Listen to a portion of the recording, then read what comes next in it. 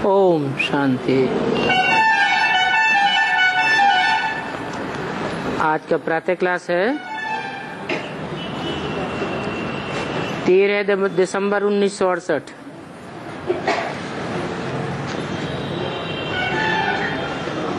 बाप को ही बच्चों को समझाना है, ऐसे नहीं है कि बच्चे बैठ बाप को समझा सकते हैं। नहीं, बाप ही बच्चों को समझाते हैं। बच्चे मन मना भव,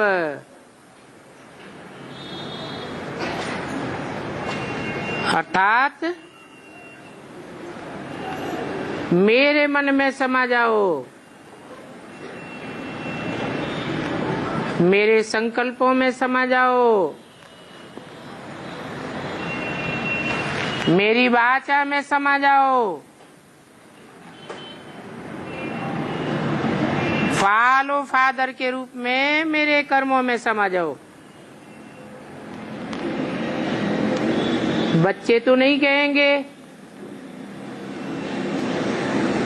शिव बाबा मन मना भव। यूं भल बच्चे आपस में बैठ चिट चैट करते हैं, राय निकालते हैं, परंतु मूल बात यह है महामंत्र, जो महामंत्र बाप ही आकर के देते हैं। मन मना भव।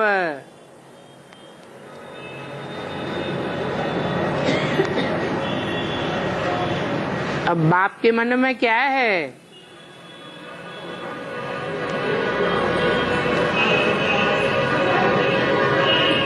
कौन से संकल्प हैं?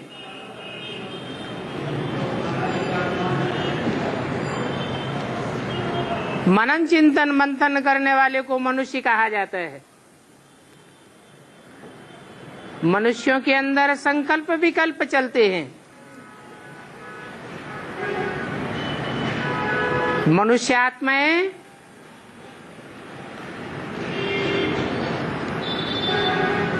संकल्प विकल्पों से परे नहीं हो सकती। फिर भी जब अंत काल होता है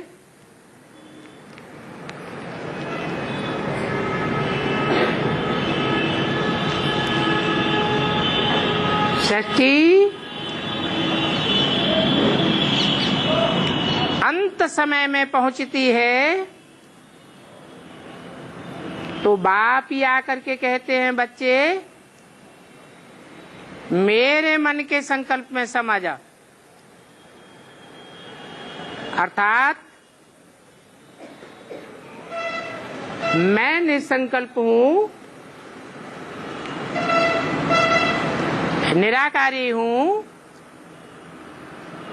निर्विकारी हूं, तो तुम आत्मा रूपी बच्चे भी ऐसे बनेंगे तो सृष्टि का पाठ पूरा करके मेरे धाम चले जाएंगे।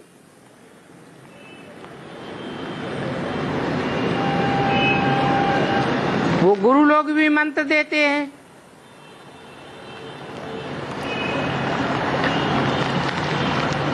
अब ये गुरुओं के द्वारा मंत्र देने का रिवाज कहाँ से निकला?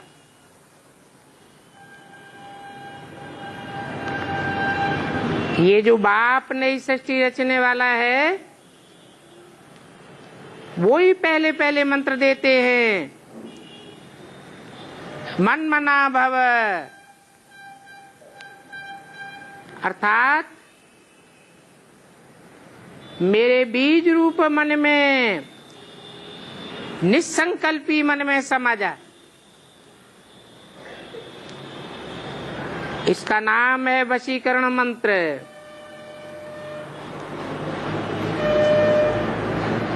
सब प्रकार के संकल्पों की सिद्धि हो जाएगी। अगर मन के संकल्पों को कंट्रोल कर लिया,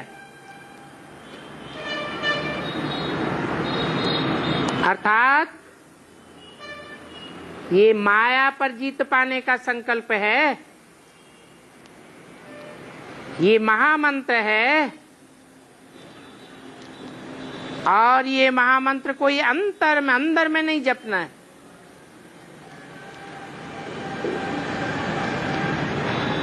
बाहर से चिल्लाने की भी बात नहीं, क्योंकि ये तो समझाना होता है। क्योंकि बाप अर्थ सहित समझाते हैं।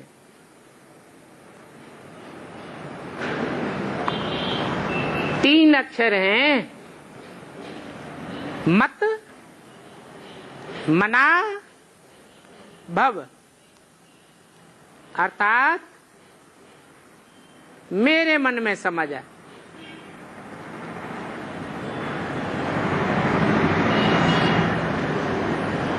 मैं तो हूं ही परम धाम का रहने वाला।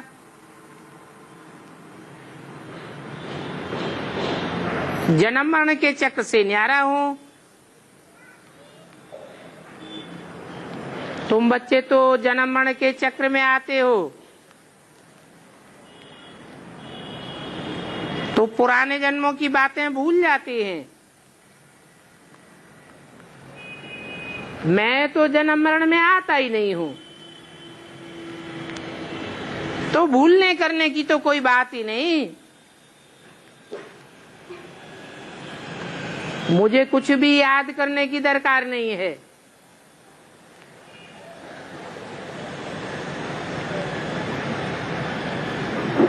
हाँ, मैं मुकर्रर रथ में आता हूं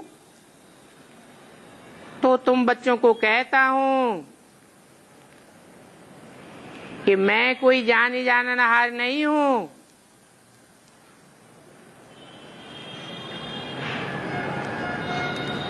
क्योंकि रथ में आया हुआ हूं।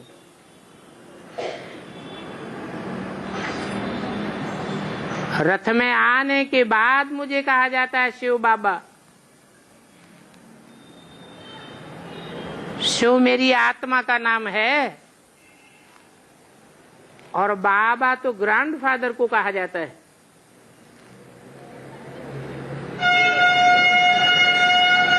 ग्रैंडफादर आदि जो भी संबंध बनते हैं वो देह के साथ बनते हैं। तो ये समझने की बातें हैं। बल गीता में तो है, परंतु गीता के अर्थ को कोई समझते नहीं है।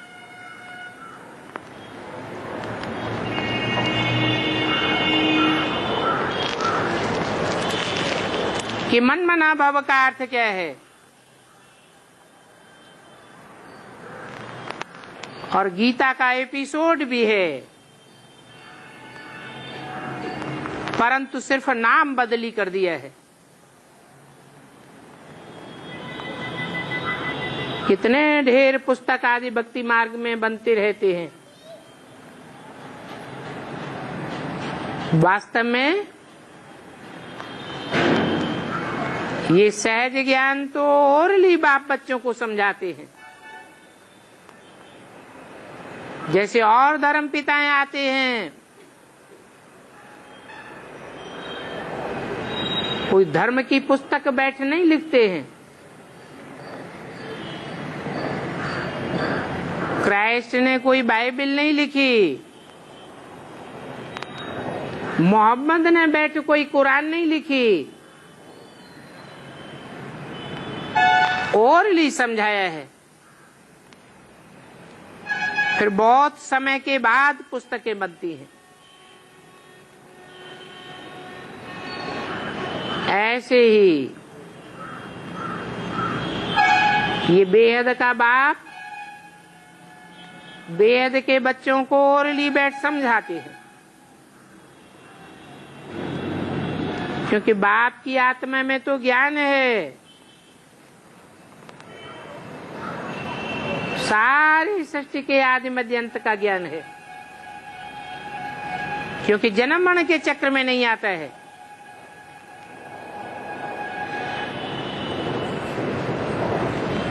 और बाप के दिए हुए ज्ञान को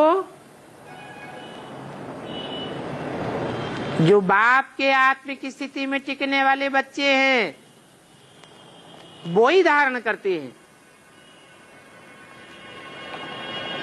जो संपूर्ण आत्मिक स्थिति में टिकते नहीं वो ज्ञान को पूरा धारण भी नहीं करते हैं।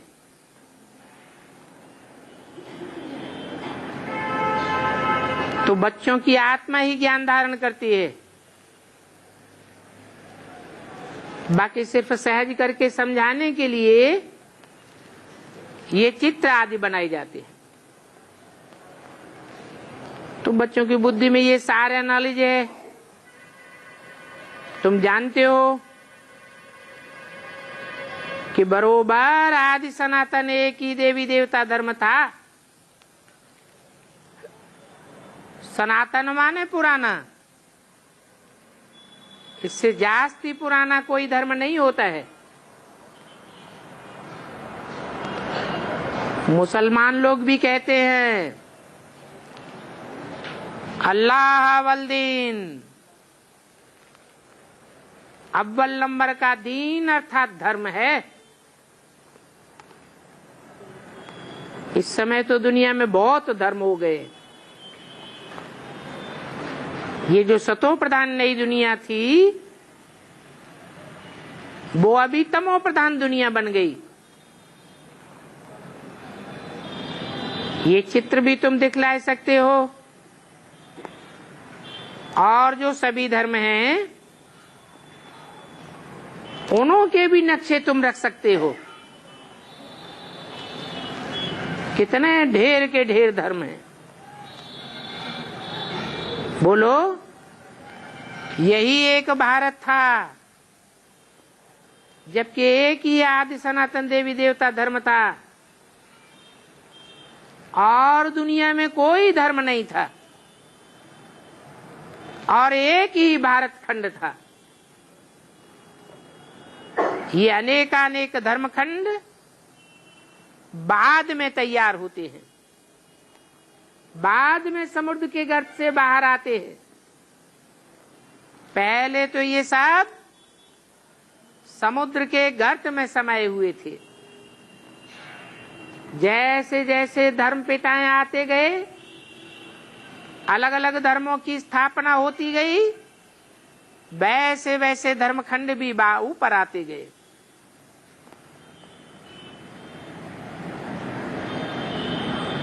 तो उन धर्मों के चित्र भी एक कोने में रख देना चाहिए जहां तुम दिखलाते हो कि भारत में इन लक्ष्मी नारायण का राज्य था। जब इनका राज्य था तो कोई और धर्म नहीं था। अभी इन लक्ष्मी नारायण का राज्य नहीं है तो कितने ढेर के ढेर धर्म हो गए। आखिर ये सभी धर्म फिर भी नहीं रहेंगे। एक ही सत्य सनातन धर्म रह जाएगा। इसलिए गीता में भी लिखा हुआ है सत्य का कभी विनाश नहीं होता। जो असत धर्म है वो ही विनाश को पाते हैं। तो ये बाबा का प्लान है।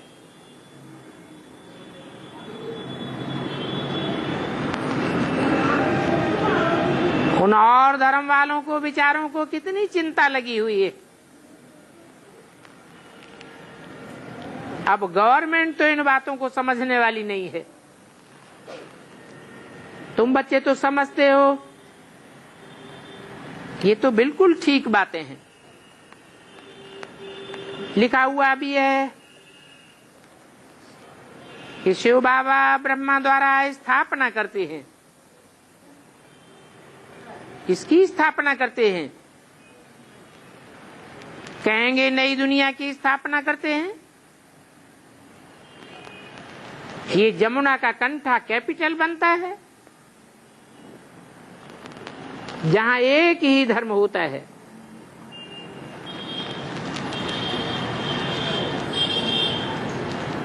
वहां ये मनुष्य सृष्टि का झाड़ बिल्कुल छोटा होता है। तो इस झाड़ के आदि मध्य अंत का ज्ञान भी बाप ही आकर के देते हैं, चक्र का भी ज्ञान देते हैं। ये भी बताते हैं कि सतयुग में एक ही भाषा थी और कोई भी भाषा नहीं होगी। तुम सिद्ध कर सकते हो कि भारत भी एक ही था, भारत में राज्य भी एक ही था और भाषा भी एक ही थी, एक ही कुल था, एक ही मत था। उस समय जब लक्ष्मी नारायण का राज्य भारत में था तो राम राज्य भी नहीं था। उस पैराडाइज में, हेवन में संपूर्ण सुख शांति थी, अर्थात दुख का नाम निशान नहीं था। हेल्थ, वेल्थ, हैप्पीनेस सभी कुछ था। भारत नया था तो फिर लोगों की आयु भी बड़ी थी, क्योंकि पवित्रता भरपूर थी। पवित्रता में मनुष्य हृष्ट पुष्ट रहते हैं। अब यह पवित्रता में देखो मनुष्यों का क्या हाल हो जाता है। बैठे बैठे अकाल मौत हो जाती है, यहां तक कि गर्भ के अंदर भी मर पड़ते हैं। तो बताओ इस पुरानी दुनिया में कितना दुख हो जाता है। माँ बाप के जवान बच्चे भी मर पड़ते हैं। वहां नई दुनिया में तो अकाली मौत होती ही नहीं है, फुल एज चलती है। पीढ़ी दर पीढ़ी तक बुढ़ापे में कोई मरते ही नहीं है, वहां बुढ़ापा आता ही नहीं। तो किसको भी जब समझाओ तो बुद्धि में ये बात बिठानी है कि बेहद के बाप को याद करो, वही बेहद की नई दुनिया स्थापन करने वाला है। वो बेहद का बाप पतितों को पावन बनाने वाला है।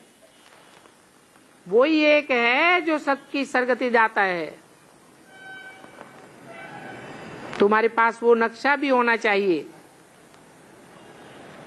जो सिद्ध करके समझा सके कि आज की दुनिया का नक्शा ये है और कल की नई दुनिया का नक्शा ये होगा।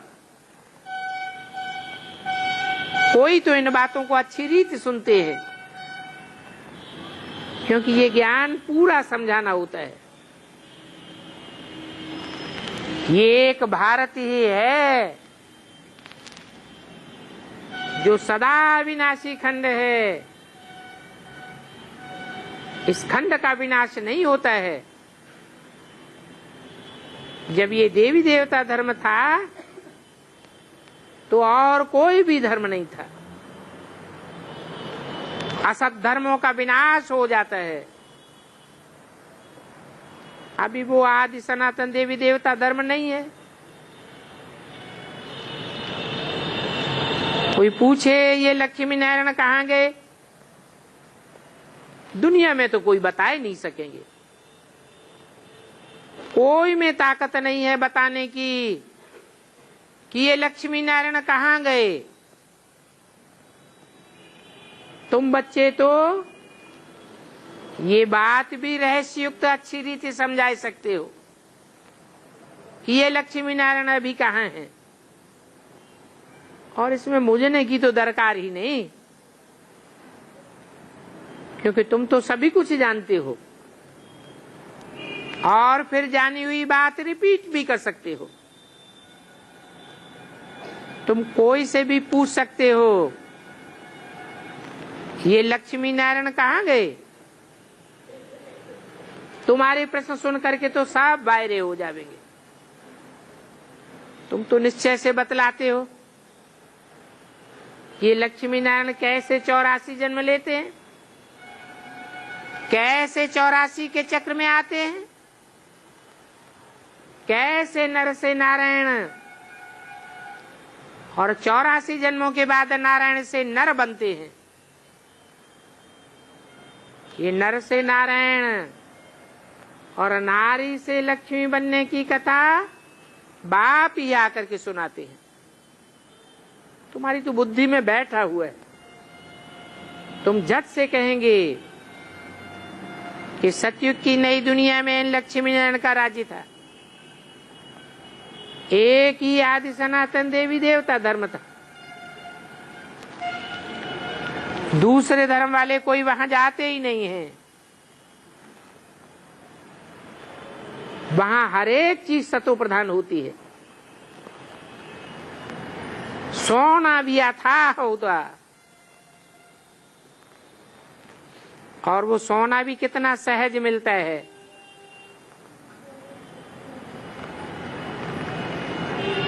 इतना सोना होगा जो ईंटें मकान आदि बनाते रहेंगे, तो वहां तो सभी कुछ सोने का होता है। खानियां सभी भरतू हो जाएंगी। वहां कोई भी प्रकार का इमिटेशन तो होगा ही नहीं, क्योंकि वहां तो रियल ही बहुत है, तो नकली का क्या होगा। यहाँ तो इस पुरानी दुनिया में रियल का नाम निशान नहीं देखने में आता। इमिटेशन ही इमिटेशन। तो देखो इस पुरानी दुनिया में बनावटी का कितना जोर हो गया है। फिर 1268 की वाणी का दूसरा पेज। इसलिए कहा जाता है झूठी माया झूठी काया, ये झूठा सब संसार, ये सारी संपत्ति भी झूठी है। आज देखो तो कखपति हैं, कल करोड़पति देखने में आवेंगे।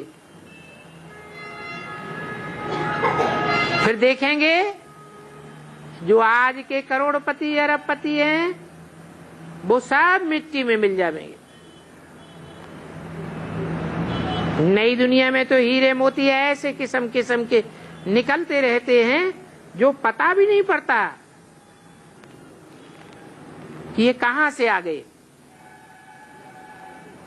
अभी तो झूठ सत्य का भी पता नहीं पड़ता, क्या सच्चा है क्या झूठा है। इतना शो होता है जो कोई परख भी नहीं सकते हैं कि ये झूठा है या सच्चा है। शुरू में तो बहुत ठगी करते थे, पहले नकली थी, लाल माले माणिक भी नकली थी, फिर हीरे भी नकली बने। अभी तो देखो ऐसे झूठे हीरे निकलते हैं जो बिल्कुल ही मनुष्य मुझ पड़ते हैं, परख ही नहीं सकते। उन्हें भारी बहुत कर देते हैं तो फर्क का पता ही नहीं पड़ता है। वहां तो ये झूठी चीजें आदि होंगी ही नहीं। जब वहां विनाश होता है तो ये झूठी चीजें सब धरती के अंदर चली जाती हैं। इतने बड़े बड़े पत्थर है, इतने हीरे, वहां नई दुनिया में कितने मकानों में लगाते होंगे। अब बताओ वो सब कहां से आता होगा। उतने हीरों को कौन कट करते होंगे। ऐसे तो इंडिया में बहुत होशियार लोग हैं। असल में सबसे तीखे बेल्जियम की तरफ हैं, और हीरे तो यहां भी कट होते हैं, काटने में एक्सपर्ट हो जाते हैं। यहां होशियार होकर के वहां नई दुनिया में होशियारी लेकर के जावेंगे, आकर के कारीगर बनेंगे हीरे आदि काटने के लिए। ताजा एक तरफ के हीरे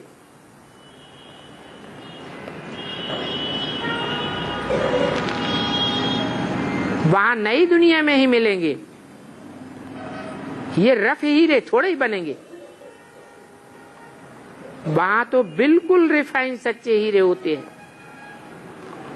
ये बिजली, ये टेलीफोन, ये मोटरें आदि पहले कुछ भी नहीं थी।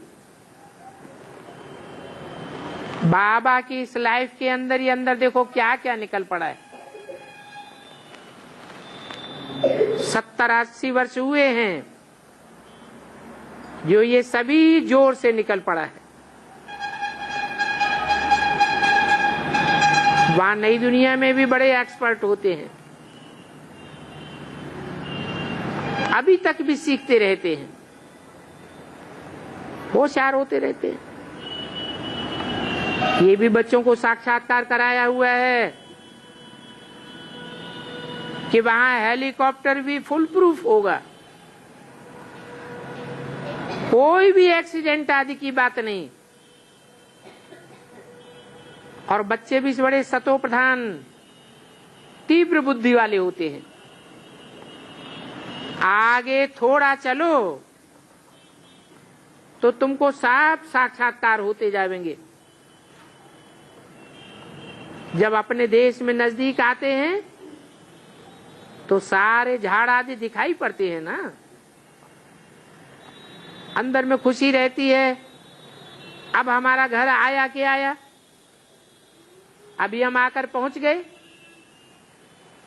तो पिछाड़ी में तुमको भी अपनी नई दुनिया का साक्षात्कार होता रहेगा। परंतु उनको होगा जो बड़े अच्छे अच्छे महावीर होंगे। ठक्का सुनने से उनकी प्राण नहीं निकलेगी। बच्चे समझते हैं कि बाबा तो मोस्ट बिलीवर्ड है, क्योंकि वो तो है ही सुप्रीम आत्मा। उनको तो सभी याद करते हैं। भक्ति मार्ग में तुम याद करते थे परमपिता परमात्मा को, परंतु ये तो मालूम नहीं था कि वो छोटा है या बड़ा है। गाते भी है चमकता है जब सितारा भ्रकुटी के बीच, तो जरूर बिंदी मिसल होगा ना। उनको कहा ही जाता है सुप्रीम आत्मा यानी परमात्मा। उनमें सभी प्रकार की खूबियां भरी हुई हैं। ज्ञान का सागर है। अब ज्ञान का सागर ज्ञान क्या सुनावेंगे? वो तो तब सुनावे जब कोई तन में प्रवेश करे तो तुमको भी मालूम पड़े। तुम भी तो पहले नहीं जानते थे कि परमात्मा क्या चीज है, सिर्फ भक्ति ही जानते थे। अभी तो समझते हो कि ये तो वंडरफुल बात हो गई। आत्मा को भी इन आंखों से नहीं देख सकते हैं तो बाप को भी भूल जाते हैं। ड्रामा में ये सारा पार्ट ही ऐसा नुदा हुआ है। जिनको विश्व का मालिक बनाते हैं उनका नाम डाल देते हैं, और जो सुनाने वाला है, बनाने वाला है, उसका नाम गुम कर देते हैं। श्री कृष्ण को त्रिलोकीनाथ, वैकुंठनाथ कह दिया है। अब अर्थ तो कुछ भी नहीं समझते, ऐसे ही उनकी बढ़ाई दे देते हैं। और शिव बाबा जिसने उनको ऐसा बनाया, उनको देखो ठीक कर भीतर में ठोक दिया। अब मनुष्यों को तो कुछ भी समझ नहीं है, समझते हैं भक्ति करने से भगवान मिलेगा। अरे तुम तो कहते हो पतित पावन आकर के हमको पावन बनाओ, तो इस बात से ही सिद्ध होता है कि भक्ति करते करते तुम पतित बन गए हो। तो बाप कहते हैं मैं इन साधुओं का भी आकर के उद्धार कर देता हूं।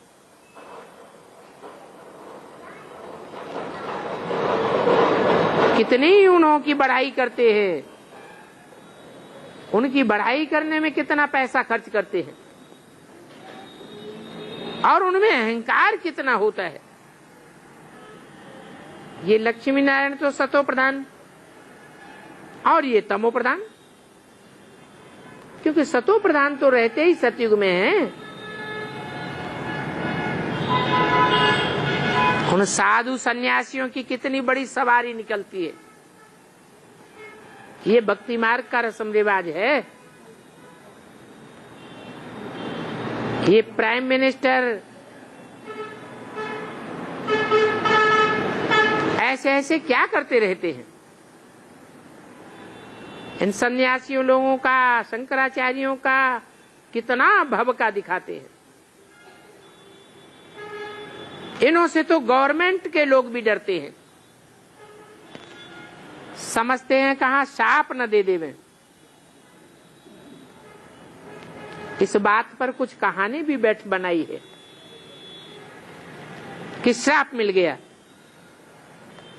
अब ऐसे तो कब होता नहीं है, ये बातें बैठ बनाई हैं। समझते हैं भगवान में इतनी ताकत है कि वो हजारों सूर्यों से भी ज्यादा तेजवान है। अब तो भंभोर को आग लगनी है, ढेर के ढेर मनुष्य जल जाएंगे, सभी कुछ भस्म हो जाएगा।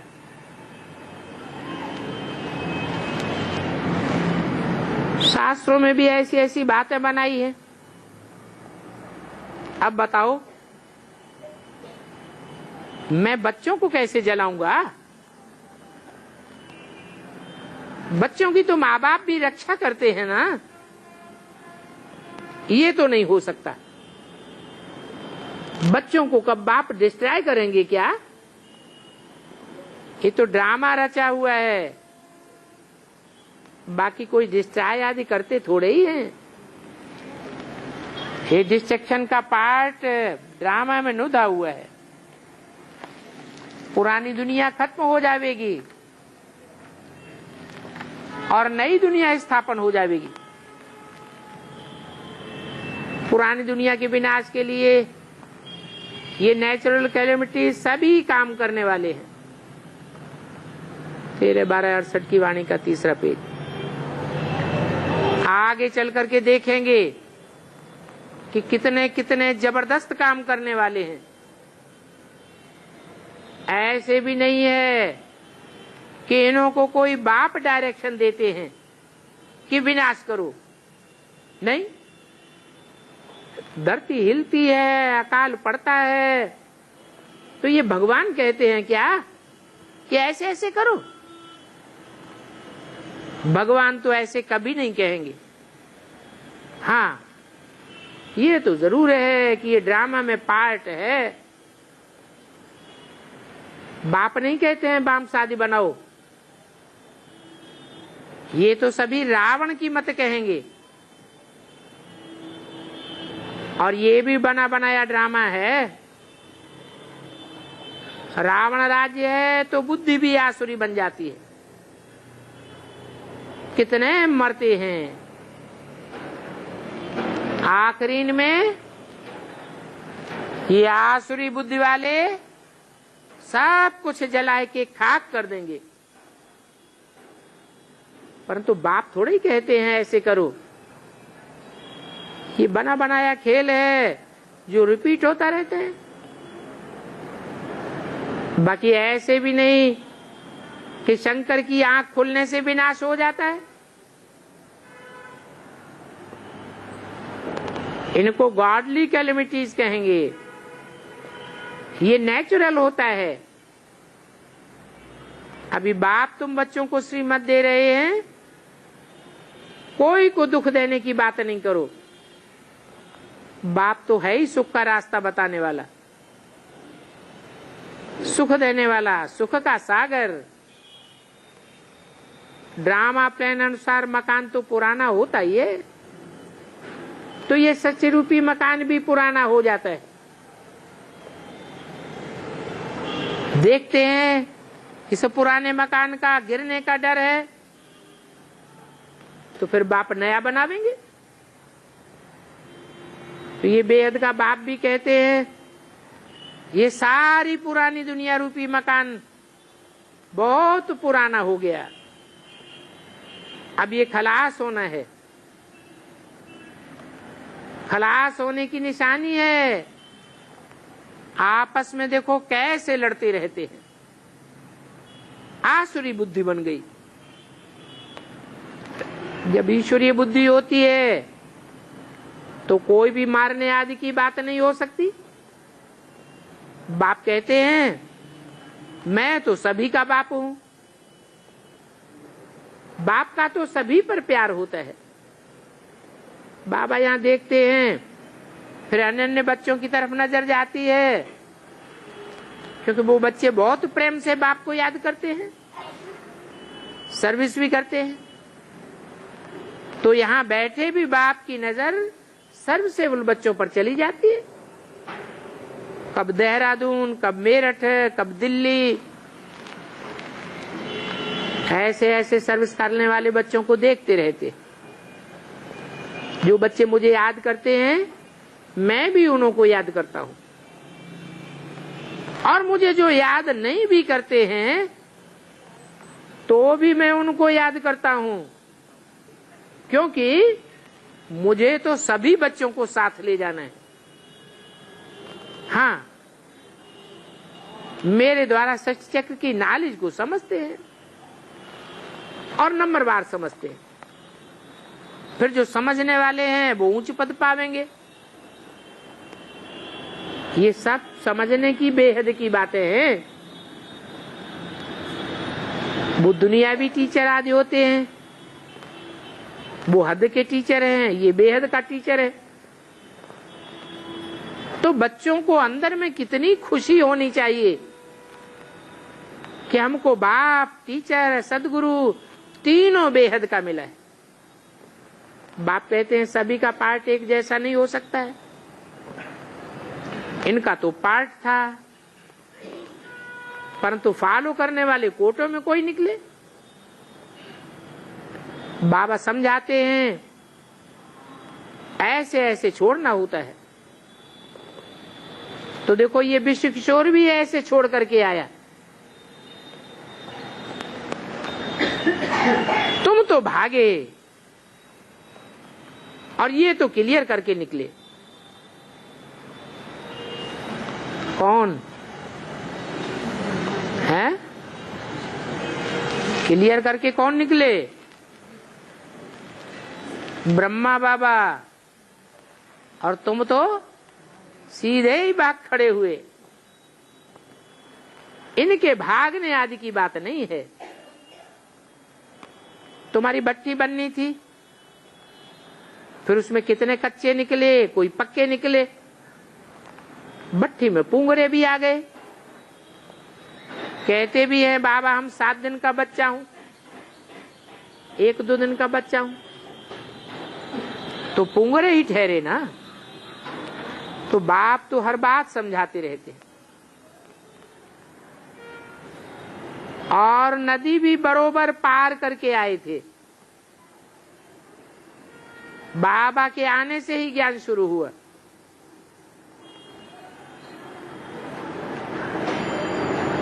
उनकी कितनी महिमा है।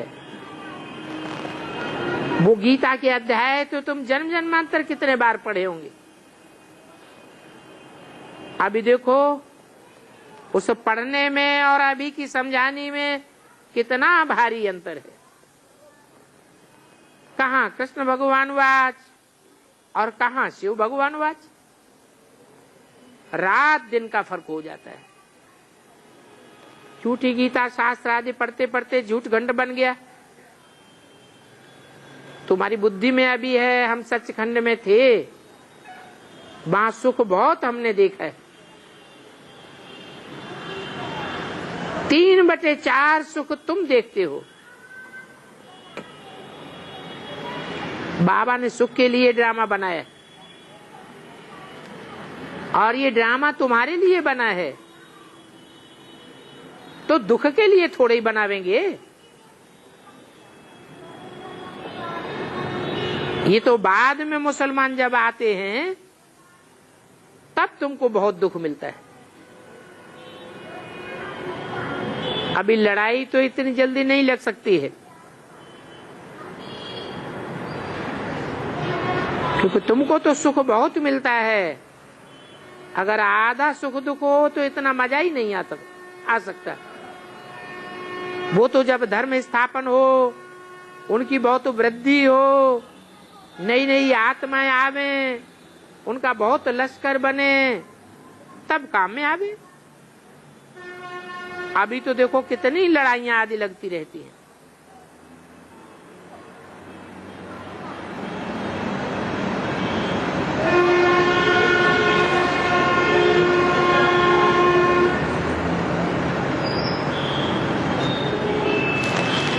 जब नई दुनिया खलास होती है, पुरानी दुनिया की शुरुआत होती है, तो भी कितनी सतो प्रधानता होती है। 350 वर्ष तक तो कोई लड़ाई आदि नहीं, बीमारी आदि नहीं। और यहाँ इस दुनिया में तो देखो बीमारी के पिछाड़ी बीमारी लगी हुई है। अब सतयुग में ऐसे कोई कीड़े आदि थोड़े ही होंगे जो सारा अनाज खा जावे। इसलिए उनका तो नाम ही है स्वर्ग। तो तुमको अपने पास वर्ल्ड का नक्शा रखना चाहिए, तो समझा सकेंगे असल में भारत ये था और उस समय दूसरा कोई भी धर्म नहीं था। फिर अभी नंबर 1 बाप आया है धर्म की स्थापना करने। अभी तो तुम बच्चों को वर्ल्ड की हिस्ट्री ज्योग्राफी का मालूम हो गया है। तुम्हारे लिए तो बाकी सभी कह देंगे नेति नेति। वो तो सब कहते ही आए हैं, हम बाप को नहीं जानते। कह देते हैं उनका कोई नाम रूप देश काल नहीं है। अब जिनका नाम ही नहीं हो सकता तो उनका देश काल कहां से होगा। मनुष्यों की तो बिल्कुल तुच्छ बुद्धि बन गई। ये शंकराचार्य भी शिव की पूजा करते हैं। अगर सर्वव्यापी है तो फिर क्यों नहीं ठिक्करों बित्तरों में ढूंढते रहते और फिर अपनी पूजा भी कराते हैं।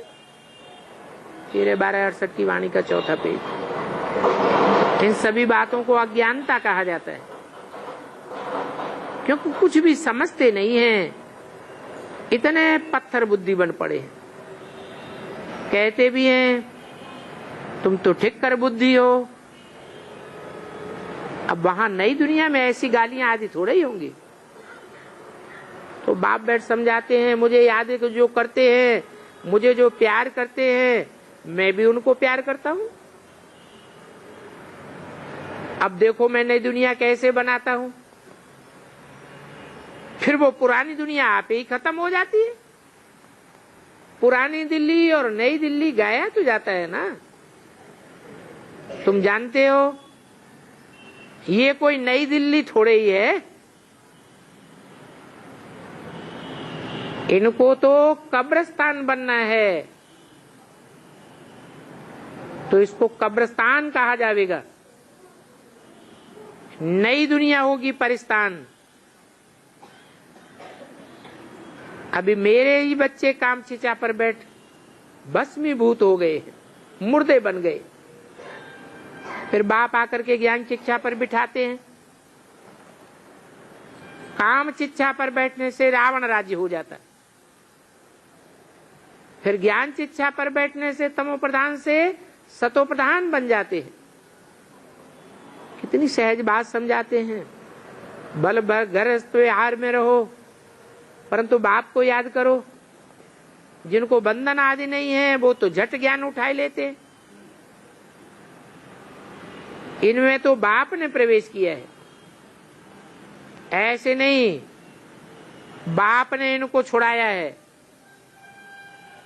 जैसे कि वैराग आने लगा, समझा ये तो सृष्टि खत्म होने वाली है, विनाश को देख लिया तो वैराग क्यों नहीं आवेगा।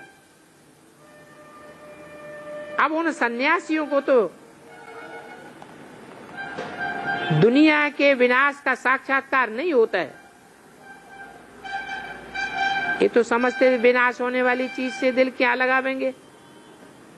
इनको कहा जाता है बेहद का वैराग। खत्म होने वाली चीज में क्या प्रेम रखना। तो आत्माओं को बाप बैठ समझाते हैं, अभी ये पुरानी दुनिया खत्म होने वाली है, तो नई दुनिया जो मैंने बना रहा हूं उस स्वर्ग को याद करो, बाप को और वर्षा को याद करो। क्योंकि बाप को याद करेंगे तो वर्षा तो है ही है। बन बना भव का अर्थ भी है, मुझे याद करो तो तुम चतुर्भुज बन जाएंगे, अर्थात महाराजा महारानी बनेंगे। विनाश तो जरूर होना है, इसलिए ये सभी कुछ छोड़ना है। फिर नई दुनिया में तो मोह बन जाएंगे, तो विनाश के पहले ही क्यों नहीं छोड़ देना चाहिए। तो इन बाबा को तो खुशी का पहाड़ा चढ़ गया और वैराग आ गया सारी दुनिया से। तुमको भी सारी दुनिया से वैराग होना है,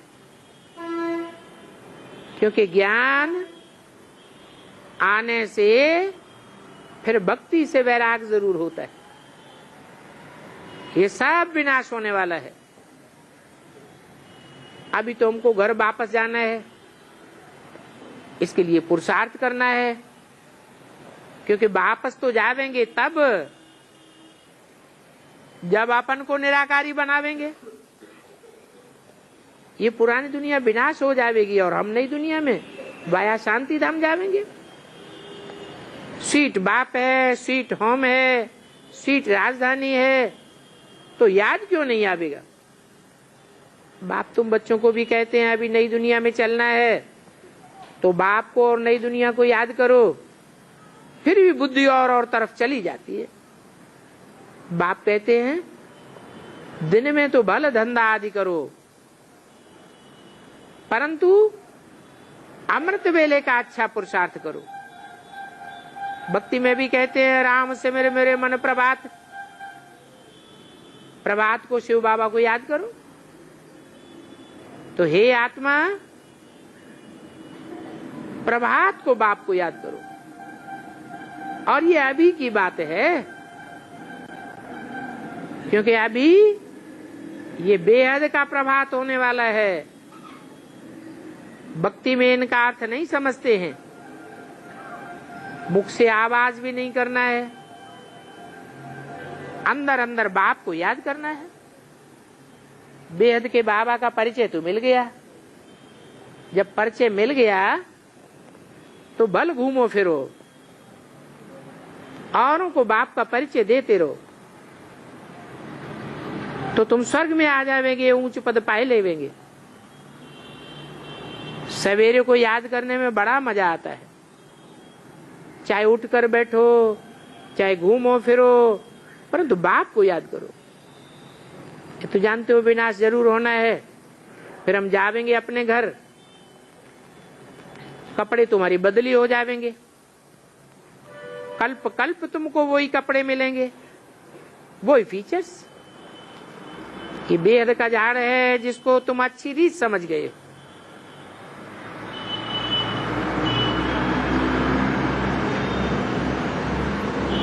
ये सारा पार्ट प्ले होना है, तो कितना याद करेंगे? बाप को याद किया होगा, गोया झाड़ भी याद आवेगा। इसलिए बाप कहते हैं मन बना भव, बाप को नई दुनिया को याद करो। ऐसी कोई बात नहीं है जो तुम समझ नहीं सकते हो। अक्षर ही दो है, मन मना भव मध्याजी भव। स्वर्ग में जाना है तो दैवी गुण भी धारण करने पड़े। और बच्चे बिगर कहे आप ही दैवी गुण धारण करेंगे, क्योंकि बनना ही ऐसा लक्ष्मी नारायण है, तो दैवी गुण जरूर धारण करेंगे। कितना अच्छी रीति रोज रोज सभी सेंटर्स के बच्चों को बाप समझाते। अच्छा, मीठे मीठे रूहानी बच्चों को रूहानी बाप दादा का याद प्यार गुड मॉर्निंग। रूहानी बच्चों को रूहानी बाप का नमस्ते, ओम शांति।